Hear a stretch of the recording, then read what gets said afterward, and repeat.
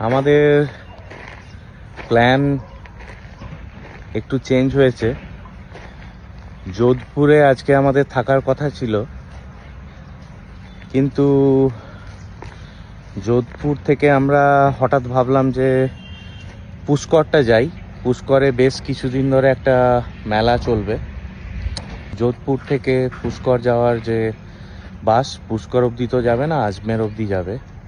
তো মোটামুটি 4 ঘন্টা সময় লাগবে আজমের পৌঁছাতে। আজমের থেকে আবার পুষ্কর 15 থেকে 16 কিলোমিটার।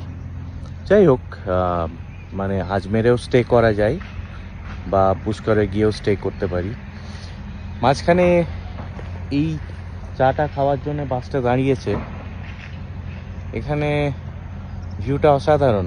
বেশ একটা পাশে লেক, টিলার মতো আছে। এখানে সবই তো এরকম হয়, মরুভূমি নাহলে এই ছোট ছোট লাল পাথরের টিলা আর সঙ্গে ছোট ছোট লেক। বর্ষা জাস্ট পেরিয়েছে, তার ফলে মোস্টলি লেকগুলো সব ভরে আছে।